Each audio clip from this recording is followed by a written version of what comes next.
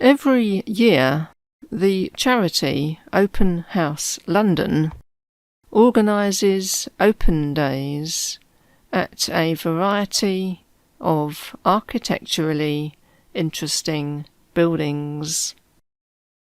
It is held over one weekend in September or October. So you have to decide which are your favourites and work out an itinerary that squeezes them in over the 2 days. This year we decided to visit the waste incineration plant in South Bermondsey in South East London. SELCHP stands for South East London Combined Heat and Power, and the plant burns household waste to produce electricity and heat. We have often passed it on the train, a very large, nondescript white building with a tall chimney, but giving no clue as to what is contained within, other than its name and purpose written on the side.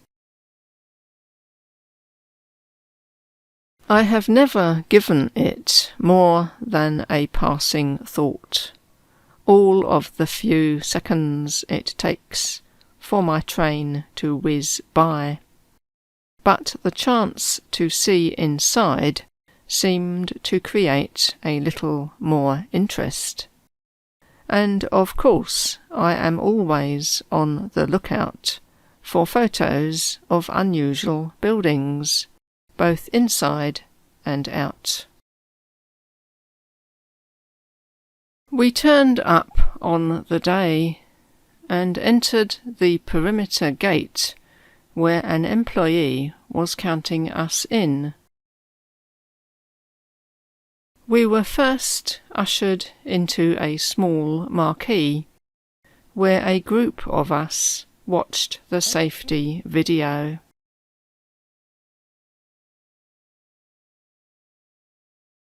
After that, we joined the queue of visitors to get our safety equipment of high-vis vest, helmet, safety glasses, and a goodie bag containing literature and some souvenirs.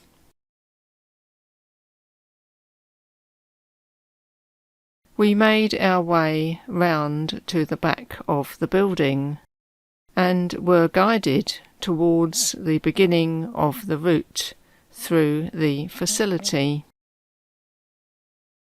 It was not a guided tour as such, but a walk round the installation, following all the signs and arrows. I am not going to pretend I knew what I was looking at, other than to say it was a veritable forest of pipework and ducts, small, medium, large, and enormous, and metal walkways.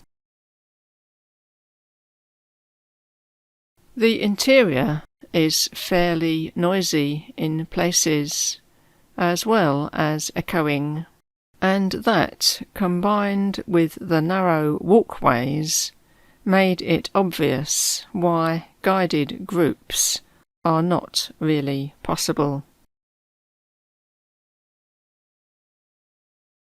After a while, we ended up in the control room with its rows of screens and control panels, showing the status of every part of the plant, such as current performance, electrical output, steam pressure, and weather conditions.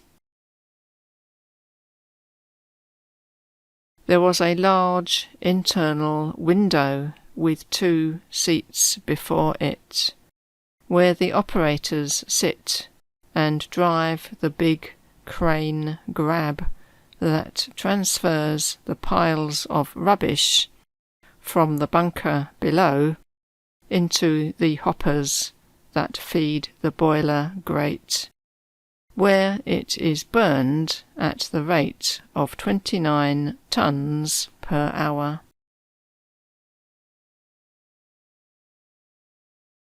On we went on our journey through the building and came to a more open area where there was a large screen with a rolling video showing how the plant works, with all the usual graphics and interior cutaway views of the processes. In short, the waste is incinerated. The heat is used to make steam, which drives the steam turbine generators to produce electricity. Staff were stationed at various points, eager and willing to answer questions, smiling widely, no doubt bemused that ordinary members of the public might be interested, and clearly glad to have the chance to share their knowledge with us. The company also offers tours for school groups, so perhaps they were relieved that we were less boisterous than the school children.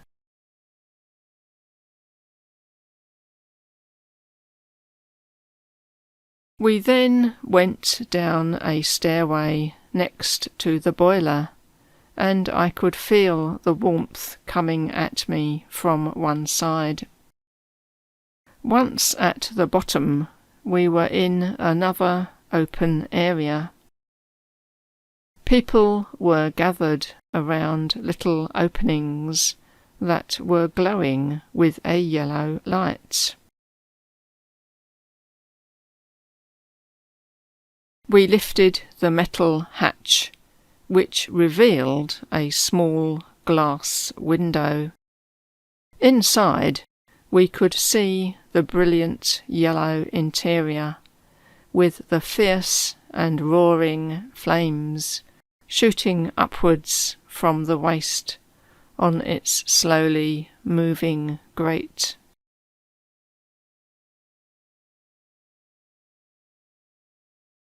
Only hot air and waste are used in the process. No other fuel is needed. The process begins with drying, then ignition and combustion of volatile gases, burning of the fixed carbon, burn out, and finally ash cooling. The gases produced by the boilers undergo a cleaning process using dilute ammonia, lime milk, and activated carbon. The dust is removed from the gas by bag filters, and this residue is sent for disposal at a licensed hazardous waste site.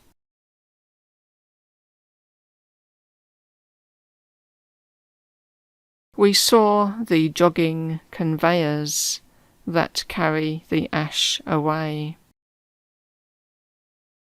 Metals are removed from the ash, approximately 3% by weight, by a magnetic coil in a rotating drum.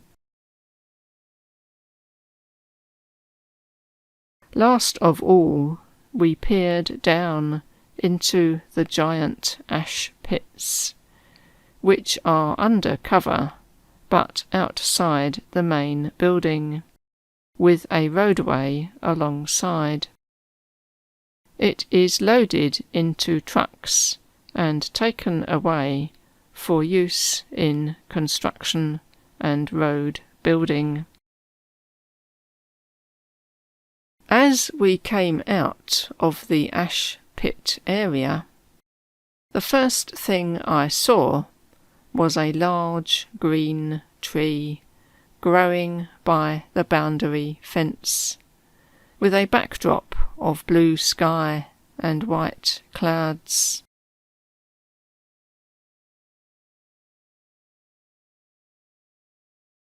We turned the corner, and there were even more trees, with a fresh breeze lifting the branches. Visitors were sitting around at an outdoor refreshment area. We handed back our equipment and left the site.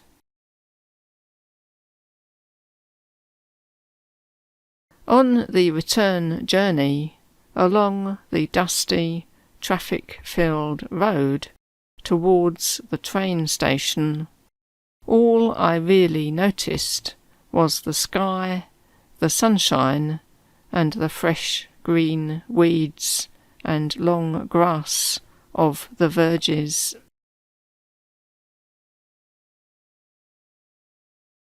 I am sure those engineers really love their jobs, but I think for me, one visit was enough.